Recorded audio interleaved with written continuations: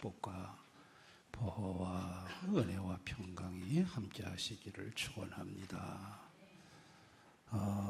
우리가 사는 이 세상에 참 큰 돈을 기부하는 분들이 많습니다.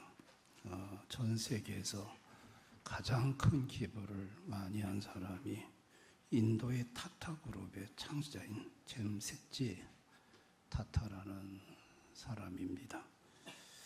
이 사람이 1024억 달러, 교육과 보건에 1024억 달러를 기부했는데 우리나라 돈으로 142조 3,465억 원입니다. 참 어마어마한 돈을 기부를 했죠.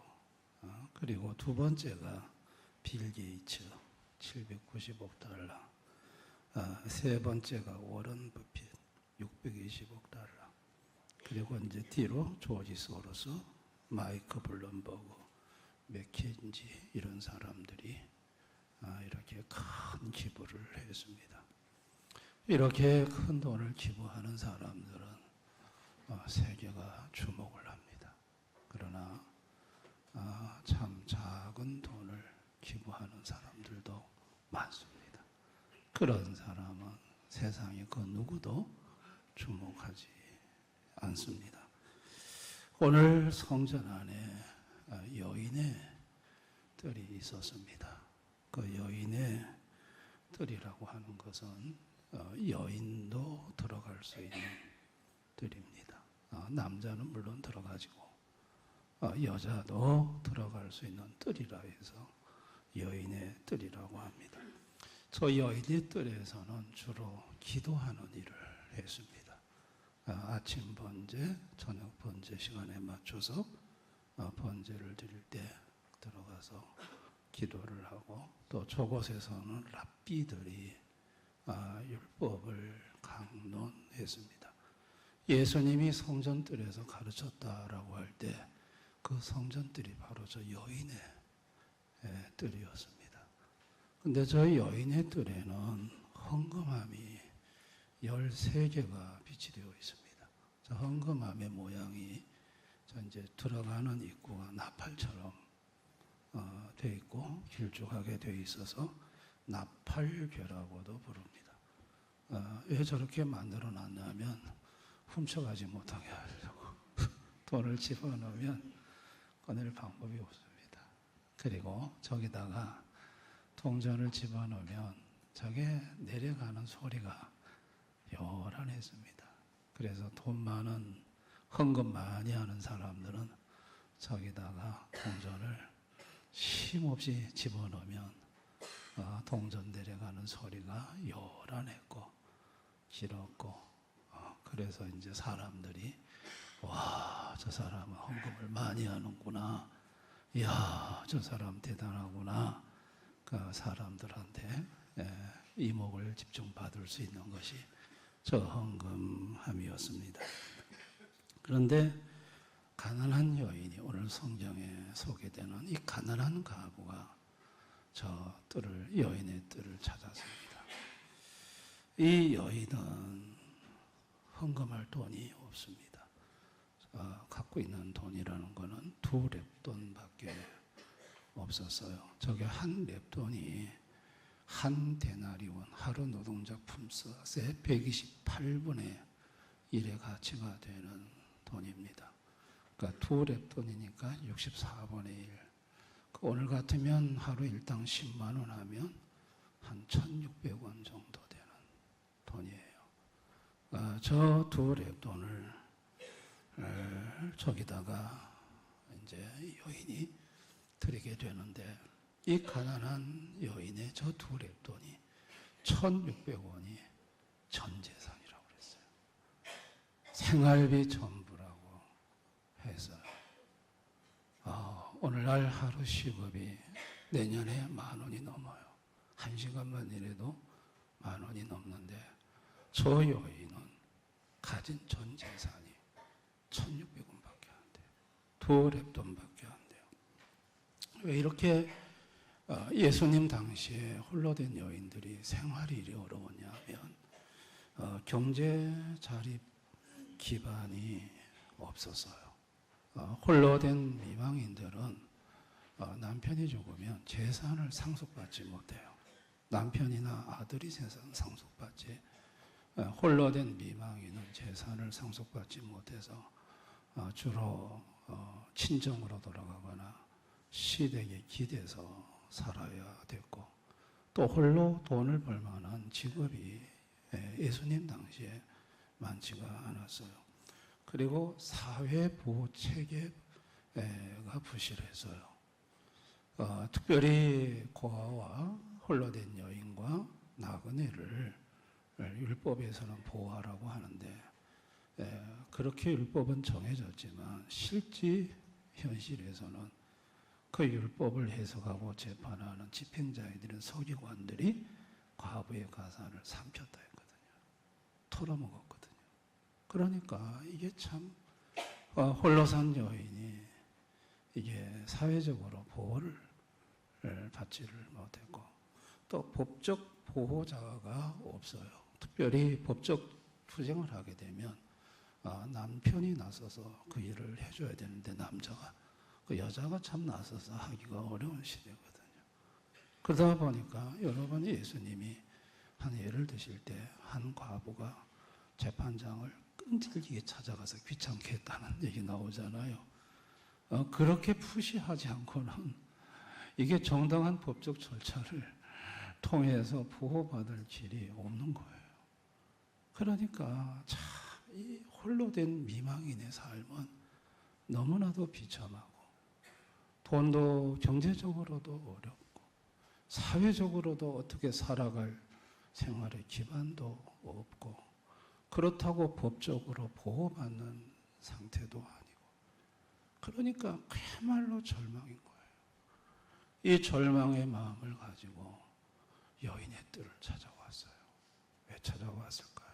가슴이 답답하니까, 기가 막히니까, 살아가는 현실이 너무 참담하니까 기도하러 온 거예요. 기도하러 온 거예요. 그런데 이렇게 기도하러 와가지고 자기 주머니에 있는 재산의 전부가 두랩돈인데, 아예 저거를 그냥 헌금함에다가 넣었어요. 여러분이 인생이 죄로 타락하면서 소유의 기준이 바뀌었어요. 에덴 동산에서 하나님이 생명과와 선악과를 만들어 놓고, 생명과는 먹어라 임의로 먹게 했지만 선악과는 손대지 못하게 했어요. 선악과는 선과 악의 기준이 하나님이라는 거예요. 선과 악의 기준에 손대지 말라는 거예요. 그건 하나님이 정하신다는 거예요. 인간이 정해서는 안 된다는 거예요. 그게 선악과를 에덴 동산에 만들어 놓으신 하나님의 의도예요. 근데 선악과를 먹었거든요. 선악과에 손댔어요.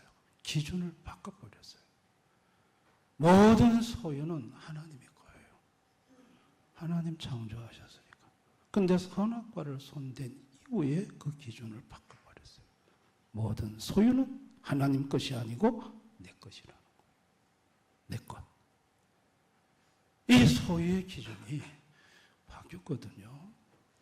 그래서 하나님 앞에 뭘 드릴 때 내 것을 가지고 큰 이심을 쓰듯이 하나님 앞에 하는 거예요. 그게 바로 오늘 여인의 뜰에서 보인 부자들의 모습이에요. 마태복음 6장 1절에 사람에게 보이려고 그들 앞에서 너희 의를 행하지 않도록 주의하라. 그리하지 아니하면 하늘에 계신 너희 아버지께 상을 받지 못하느니라. 막 그 나팔교에서 소리가 막 따라랑 따라랑 막 동전 내려가는 소리가 요란하게 들리니까 사람들이 다 추모하거든. 봐라, 내 소유, 내 돈 가지고 얼마나 하나님 앞에 내가 많이 헌금하냐. 이야, 하나님한테 기마이를 쓰는 거예요. 그리고 사람들한테. 그게 소유의 기준이 바뀌어서 그런 거예요. 다 내 거라는 거. 내 건데 하나님 앞에 오늘 내가 인심을 좀 푹 쓴다는 얘기예요. 근데 가난한 가부는 동전 중에 제일 작은 동전 두 랩돈. 그건 소리도 안 나. 그건 놓아봤자 소리도 안 나. 아무도 자기를 쳐다보는 사람 없어. 주목하는 사람이 없어. 그런데 그 여인의 뜰에서 그 여인을 보고 있는 분이 계셨어요. 그분이 예수님이셨어요. 예수님이 저 여인을 보시면서 제자들에게 말을 해요. 그게 43절, 44절이에요. 예수께서 제자들을 불러다가 이러시되 내가 진실을 너희에게 노니 이 가난한 과부는 헌금함에 넣는 모든 사람보다 많이 넣었도다.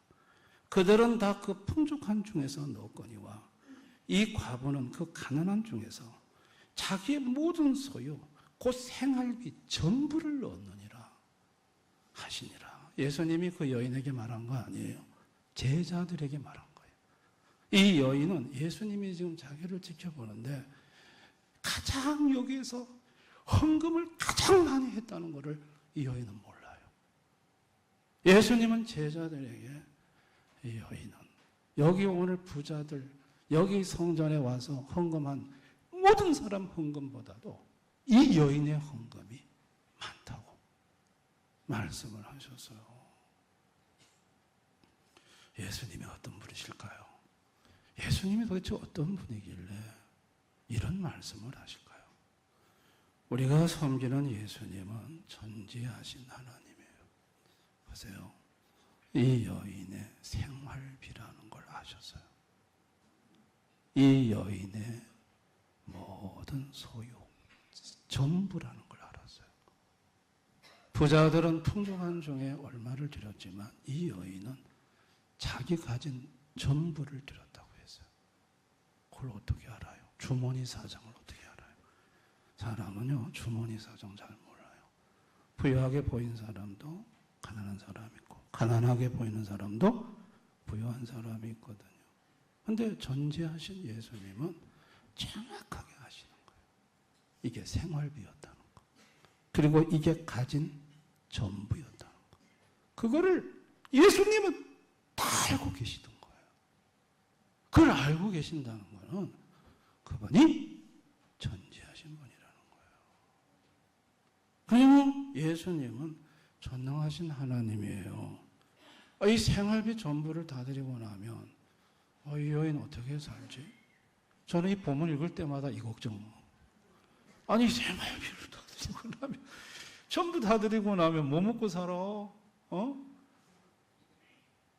그런 생각이 들잖아요. 그런데 예수님은 전능하신 하나님이에요. 사르와 과부가 마지막 남은 가루와 기름을 가지고 떡을 하나 먹고 아들과 죽으려고 해요. 3년 6개월 가뭄 중에. 자, 그럴 때 엘리야가 그곳으로 하나님의 명을 받아 갑니다. 그러면서 하나님 말씀을 전하는데 열왕기상 17장 14절 16절 이스라엘의 하나님 여호와의 말씀이 나의 여호와가 비를 지면에 내리는 날까지 그 통에 가루가 떨어지지 아니하고 그 병에 기름이 없어지지 아니하리라 하셨느니라. 그 여인이 가서 엘리야의 말대로 하였더니 그와 엘리야와 그의 식구가 여러 날 먹었으나 여호와께서 엘리야를 통하여 하신 말씀같이 통에 가루가 떨어지지 아니하고 병에 기름이 없어지지 아니하니라. 3년 6개월 가뭄 중에 여러 날이라고 했어요. 얼마 동안일까요? 약 3년이에요. 6개월 동안 그리 시냇가에서 물이 마르고 그리고 그 다음에 지시를 받아간 곳이 가루와 과부 집에서 가뭄 끝날 때까지 있었거든요. 3년 6개월 중에 약 3년간 가루통에 가루가 마르지 않았고 병에 기름이 떨어지지 않았어요.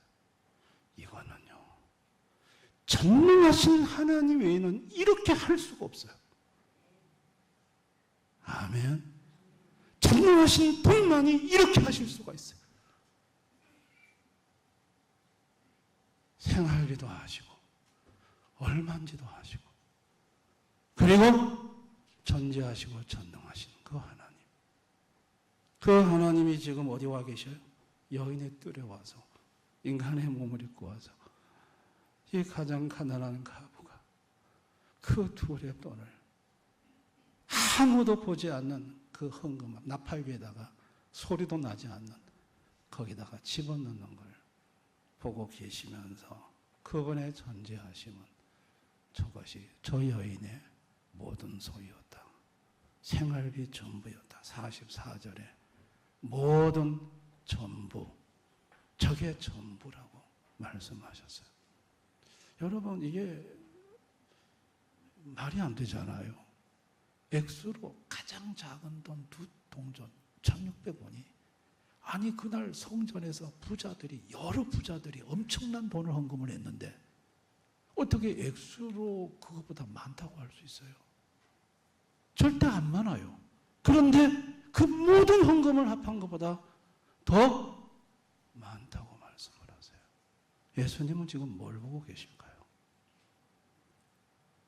마태복음 6장 21절 내 보물이 있는 그곳에 내 마음도 있느니라. 예수님은 지금 그 여인의 마음을 보는 거예요.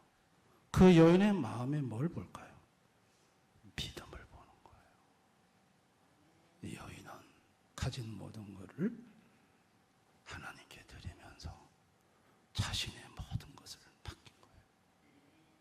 자신의 모든 걸 의탁한 거예요. 그런데 그날 그 성전에 와서 헌금하는 부자들 여러 사람들, 그 사람들은 믿음을 놓고 볼 때 전부를 맡긴 사람들이 아니에요. 이 여인 홀로 자기의 모든 것을 주님 앞에 의탁하고 맡겼어요. 믿음의 크기를 보신 거예요. 예수님은 항상 믿음을 보세요. 마가복음 마태복음 9장 22절, 마가복음 5장 33절, 마가복음 10장 51, 누가복음 8장 40절, 누가복음 6장 19절, 누가복음 18장 42절. 내 믿음이 너를 구원했도다. 예수님은 항상 뭘 보시냐면 믿음을 보시는 거예요. 이 가난한 가부의 마음속에 믿음을 넣어주신 분이 누굴까요? 누가복음 4장 18절 가난한 자에게 복음을 전하신다 그랬어요. 야고보서 2장 5절 하나님이 세상에서 가난한 자를 택하사 믿음에 부요하게 하시고 가난한 자에게 믿음을 갖게 하고 가난한 자에게 믿음을 부요하게 하시는 분이 믿음을 주시는 하나님이세요. 그 믿음으로 자기의 모든 것을 드릴 수가 있었어요. 자기 모든 것을 맡길 수가 있었어요. 믿음이라는 게 뭘까요? 믿음은요, 택해야 돼요. 재물을 택할 것인가? 주님을 택할 것인가? 누구를 주인 삼고 살 것인가? 이거 선택해야 돼요. 마태복음 6장 24절 한 사람이 두 주인을 섬기지 못할 것이니 혹 이를 미워하고 저를 사랑하거나 혹 이를 주기 여기고 저를 경히 여김이라. 너희가 하나님과 재물을 겸하여 섬기지 못하니라. 하나님, 재물 둘 중에 하나를 선택하라는 거예요. 어느 걸 주인 삼고 살지. 하나님을 주인 삼고 살지, 재물을 주인 삼고 살지 선택하라는 거예요. 이 두 걸 동시에 섬길 수는 없다. 이걸 두 가지를 동시에 붙잡고 사는 자. 계시록 3장 15절 16절 차든지 뜨겁든지 하라 했어요. 미지근하다는 거예요. 토하여 내친다는 거예요. 이건 주님을 제대로 믿는 것도 아니고 이것은 재물도 붙잡고 주문도 붙잡고 이렇게 하는 신앙은 하나님이 참 믿음으로 보지를 않는다는 얘기죠. 여러분, 이 가난한 자들을 하나님 아버지가 아들 예수를 보내 믿음을 주시고 믿음을 부여케 해서 가난한 자가 돈으로 사는 인생이 아니라 하나님으로 사는 인생임을 보여주고 싶었어요. 돈이 없어도 우리 인생을 누리고 살리시는 부유하신 하나님으로 말미암아 얼마든지 이 세상에 살아갈 수 있노라는 것을 하나님은 가난한 자를 들어서 그에게 믿음을 주셔서 믿음으로 살게 함으로 하나님으로 살 수 있다는 것을 세상에 하나님은 내보이고 싶었고 자랑하고 싶으셨어요. 그건 아들 예수님이 아니면 그렇게 살아갈 수가 없어요. 왜냐하면 예수님이 가난을 대속했거든요. 고린도서 8장 9절. 그의 가난함으로 말미암아 너희를 부유하게 하심이라. 예수님이 가난함으로, 가수님이 가난을 대속함으로 부유가 뭔가요? 통장에 돈이 막 쌓여서 부유인가요? 아니요. 부유하신 주님과 더불어 사는 게 부유예요. 아멘. 이 부유를 경험하게 하고 싶었고 이 부유를 세상에 하나님은 드러내 자랑해 보이고 싶으셨던 거예요. 할렐루야. 이 가난한 과부가 여인의 뜰에서 이제 두 렙돈을 넣고 난 다음에 자, 성전 문 밖을 나섰습니다. 성전 문 밖은 현실입니다. 당장 먹을 끼니 아이고 그거 괜히 했나.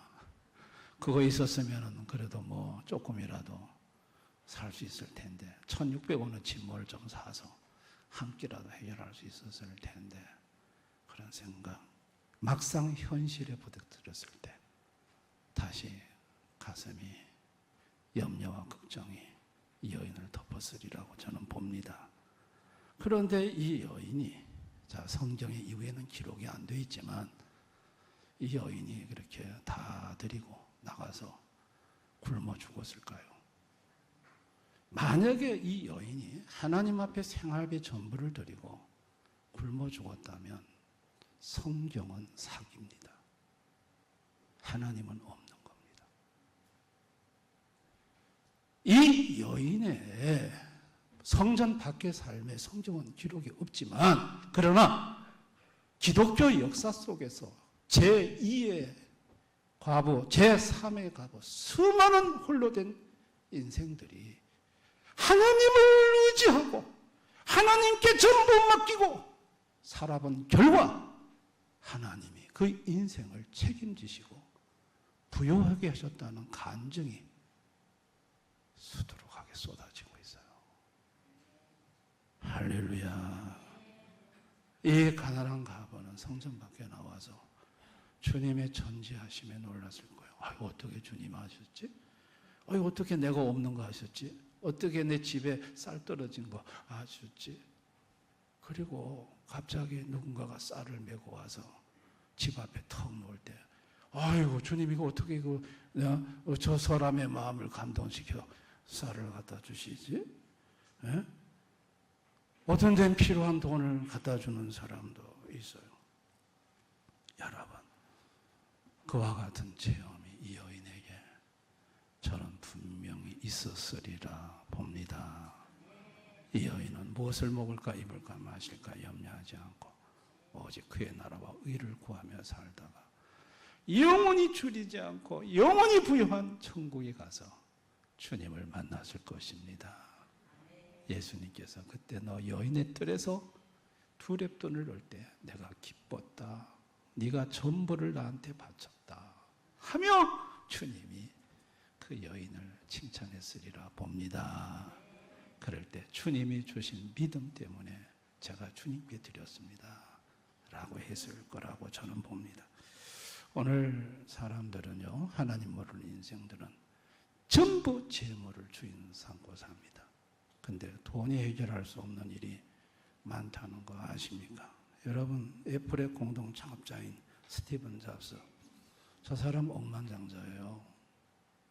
그런데 세계 최고의 재산을 가졌지만 세계 가장 우수한 의료진 최첨단 치료법으로 치료를 받았지만 2004년에 진단받은 췌장암을 치료받지 못하고 2011년에 세상을 떠납니다.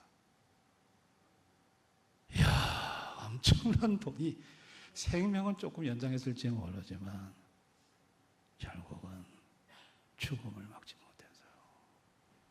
여러분, 그런가 하면 23년 대서양 깊은 곳에서 타이타닉 잔호를 보기 위해서, 저게 타이탄이라는 잠수정이거든요. 저거 5사람이 탔는데 저기 타고 깊은 바다에 타이타닉 구경하러 갔다가 저거 티켓 한 장이 3억이에요. 우리나라도 3억을 주고 가장 안전한 잠수정이다 하고 타고 내려갔다가 폭파해가지고 안에 사람 다 죽었어요. 여러분, 버니 베이도프라는 사람, 이 사람은 역사상 최대 규모의 사기 금융 범죄자입니다. 수십 년간 사기를 쳤는데 얼마를 사기쳤냐면 74조 원을 사기쳤어요. 대단하죠. 74조. 세계 최고의 사기자예요. 사기.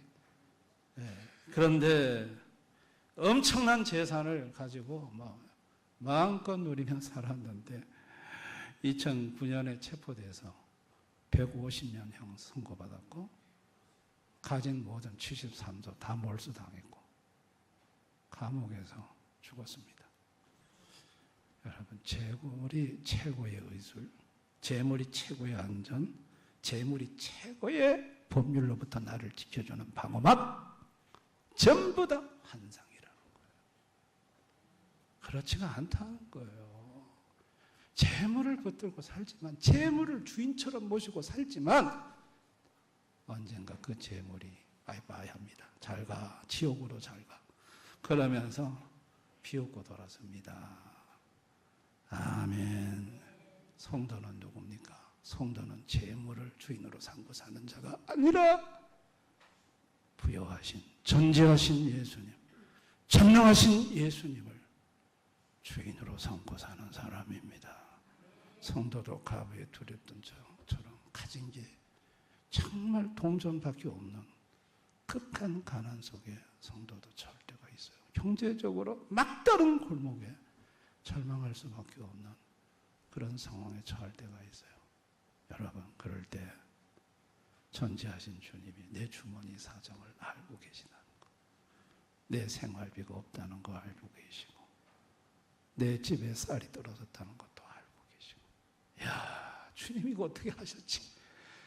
그리고 그분의 전능하심이 그걸 기가 막힌 방법으로, 이거를 칼빈은 섭리라고 합니다. 섭리, 하나님의 섭리의 손길은 사람을 통해서 하세요.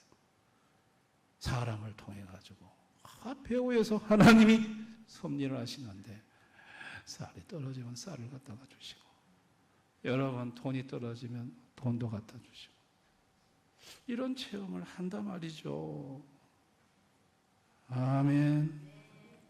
비밀적 섭리가 작동되는 걸 경험한단 말이죠. 청신신학대학원에 시험 치러 갈 때 부산에 계시는 박명순 집사예요. 박명순 집사님. 그 집사님이 얼마 전 저한테 전화가 왔었는데, 그 집사님이 빨래하다가 갑자기 성령님이 저한테 돈을 그때 5만 원인가 7만 원인가 갖다 주라고 하더라는 거예요. 그래서 빨래하시다가 빨래를 멈추고 그분이 돈을 가지고 오셨어요. 지금부터 제가 통신대학원 시절이면 한 40년, 35년 전이니까 그 돈이 적은 돈은 아니었죠. 근데 저는 이미 총신대학원에 올라갈 차비도 있고 경비가 다 있는데 왜 이 돈은 필요 없는 돈인데 왜 이 돈을 주실까? 제가 좀 의아했어요. 그래서 그 돈을 주셔서 내가 받아서 지갑에 넣고 올라가서 서울에서 시험 치고, 그리고 모든 면접까지 보고 이제 내려오는데, 저녁에 서울역 대합실에, 그때는 서울역 대합실이요, 이렇게 네모 반듯하게 100명씩 이렇게 앉도록 의자가 만들어져 있었어요. 근데 제가 이래 보니까 저쪽 구석에 남루한 옷을 입고 목발을 집으셨고 새까만 이렇게 가방을 옆에 이렇게 메셨고 다리를 절룩거리시는 분인데 장애가 있는 분이셨어요.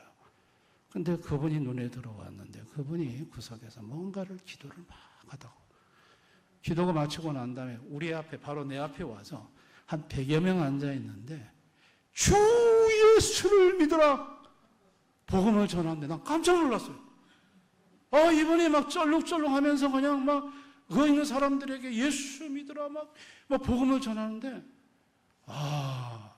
갑자기 제가요, 엄청 부끄럽더라고요. 난 지금 신학생이 되려고 하잖아요.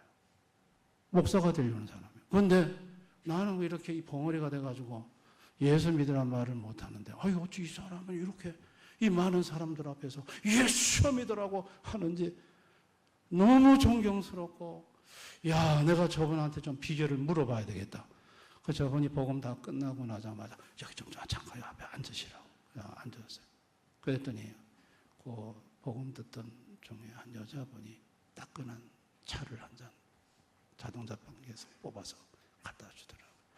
어떻게 이렇게 전도를 잘합니까? 나는 벙어리입니다. 어떻게 하면 형제님처럼 복음 전할 수 있습니까? 그래 얘기 좀 나누는데 갑자기 성령님이 내 주머니에 있는 돈 있지? 그거 다 털어서 줘라. 여러분 이런 경험 해보셨어요? 성령이 그 말씀하시는 걸? 그래서 제 주머니에 박명순 집사님이 준 돈이 그대로 있잖아. 그래서 내가 그 형제님한테, 형제님 제 마음에 지금 주님이 돈을 다 주라고 하는데, 내 지갑에 있는 돈을 꺼내주라고 하는데 이걸 봉투에 넣어서 드려야 되는데 내가 이 그냥 드리면 신뢰가 안 될지 모르겠다. 제가 조심스럽더라고요. 그러니까 감사합니다 하면서 제가 이제 그 지갑에 꺼낸 돈을 드렸더니 받으셨어요. 그러면서 하는 말이, 오늘 전도하러 나올 때 마지막 라면 한 개 끓여 먹었고 마지막 토큰 버스 마지막 토큰을 들어갈 토큰이 없대요. 그리고 나왔대. 제가 왜 이 간증을 하냐면요, 주님의 섭리를 제가 경험한 걸 여러분한테, 주님이 어떻게 섭리하는지, 마지막 라면 하나 끓여 먹고 마지막 토큰을 버스에다 놓고 오는 이 사랑하는 내 자녀가, 가난한 내 자녀가 돌아갈 자리가 없다는 걸 주님은 아시고,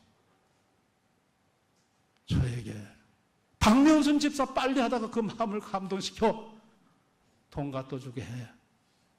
그 돈을 전달하게 하시는 하나님. 그분은 누구십니까? 전지하신 하나님. 그분은 전능하신 하나님이에요. 아멘. 나는 지금 무엇으로 오늘까지 살아왔는가? 나는 정말 재물을 붙들고 살아왔는가? 재물을 주인으로 섬기고 살아왔는가? 아니면 주님을 내가 주인으로 섬기고 살아왔는가? 나는 지금까지 뭘 붙들고 살아왔는가? 한번 자신을 돌아볼 필요가 있죠. 무엇으로 살 것인가? 재물로 살 것인가? 예수로 살 것인가? 우리는 선택을 해야 됩니다. 여러분, 오늘 이 자리에서 우리가 결단해야 될 게 있습니다. 여인의 뜰에서 자기 생활비 전부를 넣은 이 여인, 내 것이 아니라 모든 것이 주님의 것임을 고백하고 주께 전부를 드리고 맡긴 이 여인이 바로 헌금에 대한 정신이 어떠해야 되는가를 보여주는 거예요. 역대상 29장 14절 우리 한번 다 같이 읽어봅니다. 시작. 나와 내 백성이 모시기에 이처럼 즐거운 마음으로 들을 힘이 있었나이까. 모든 것이 주께로 말미암았사오니 우리가 주의 손에서 받은 것으로 주께 드렸을 모든 것이 주께로부터 말미암았으니 모든 것을 주님이 주시니 이게 헌금의 기본 정신이에요. 모든 것이 다 주님으로부터 온다는 거예요. 그래서 모든 것이 다 주님의 것인데, 그래서 즐거이 주께 드린다는 거. 이게 헌금 정신이에요. 그러면 모든 것이 다 주님으로부터 왔으니까 이 과부에 두렵던 여인처럼 모든 거 다 드려야 되냐? 그럼 나 뭐 먹고 살고? 그래서 하나님이 하나님 편에서 수치를 제시했어요. 수치를. 그 수치가 뭐냐? 레위기 27장 30절. 다 같이 한번 읽어볼까요? 시작. 땅의 10분의 1, 그 땅의 곡식이나 나무 열매는 그 10분의 1은 여호와의 것이니 여호와께 성물을 드릴 것이. 땅의 10분의 1. 땅이니까 이제 그 당시에 뭐 경제가 농사를 지었지 않습니까? 거기에 10분의 1. 이건 사람이 정한 게 아니에요. 하나님이 정하신 거예요. 하나님이 10분의 1을 딱 정하시고 통보를 하신 거예요. 이 10분의 1을 드리되 모든 것이 다 주님으로부터 왔다는 이것이 마음의 믿음의 자세고, 그렇지만 하나님께 10분의 1을 하나님 것으로 구별해 드리면 과거에 두렵돈을 드린 것과 같은 것으로 쳐주겠다는 거예요. 대신에 말라기 3장 10절에 온전한 11 줘야 돼요. 온전한 11조. 10분의 1을 하나님이 최소한 수치를 지금 10분의 1로 하나님 편에서 제시를 한 거거든요. 근데 이게 온전해야 된다는 거. 온전해. 아까워서 좀 빼고, 전부가 아니고, 이렇게 하지 말고, 온전하게 11조를 드리라는 거예요.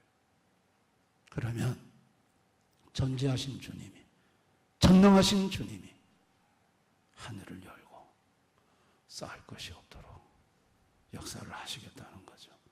그리고 말라기 3장 11, 12절, 황충을 금하고, 너희 토지 소산을 먹어 없애지 못하게 하고, 너희 밭에 포도나무의 열매가 기난전에 떨어지지 않게 하겠다.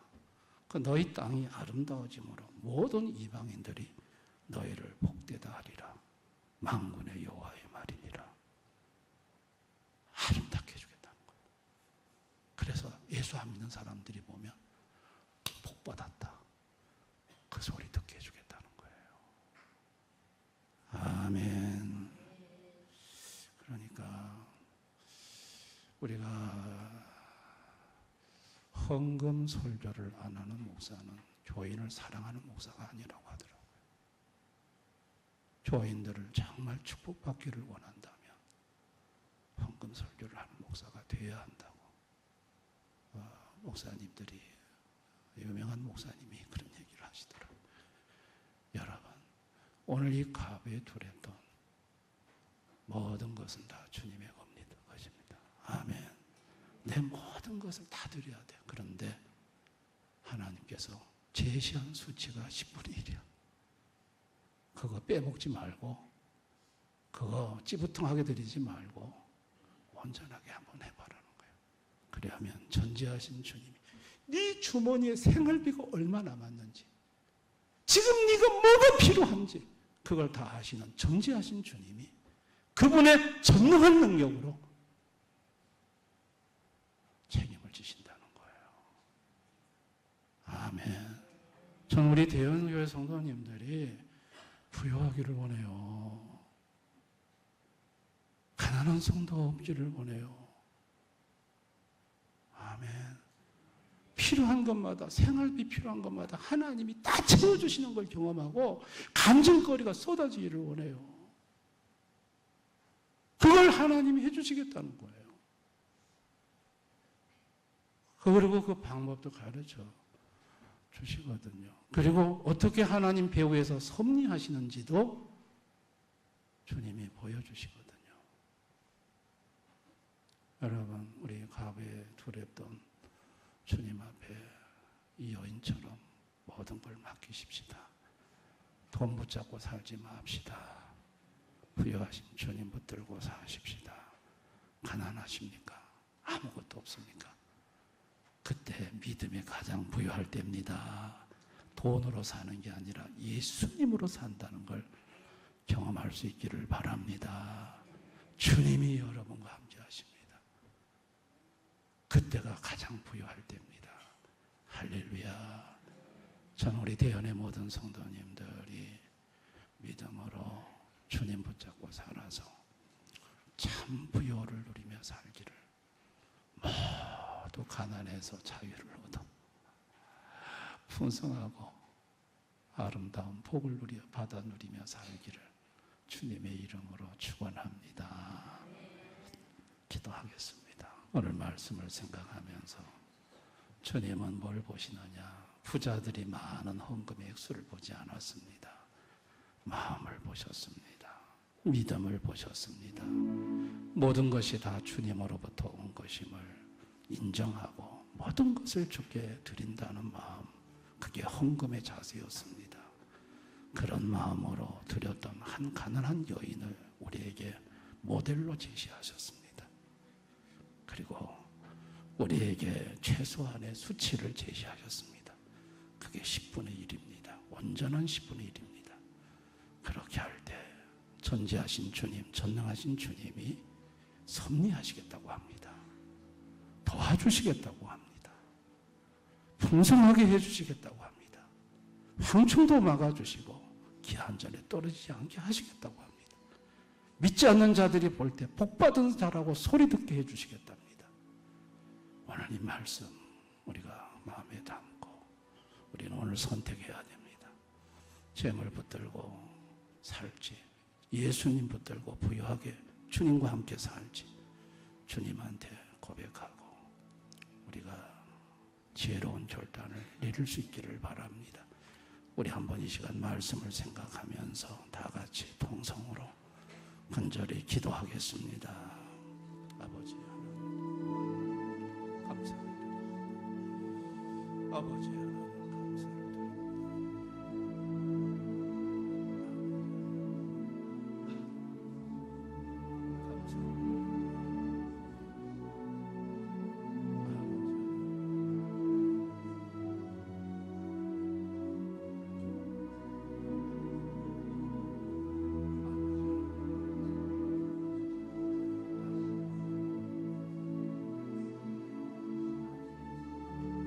아버지 하나님 도와주시고 불쌍히 여겨주시고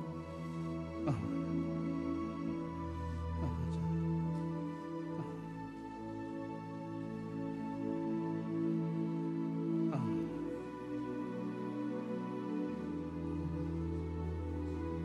주여 원래 아버지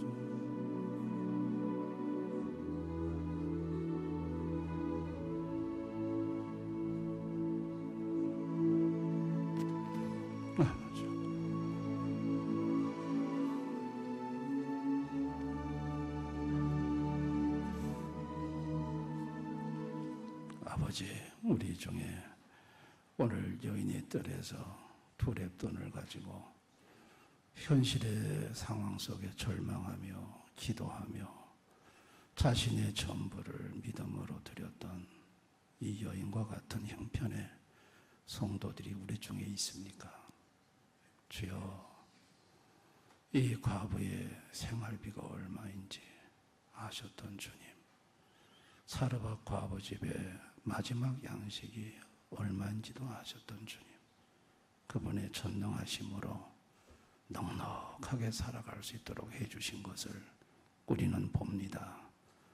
우리도 헌금 정신을 바로 갖고 하나님의 것을 온전히 하나님께 드리고 돈으로 재물을 붙들고 사는 인생이 아니라 전지하시고 전능하신 부요하신 주님을 붙들고 사는, 그래서 부요를 누리며 사는 우리 성도들이 되게 해주시기를 원합니다.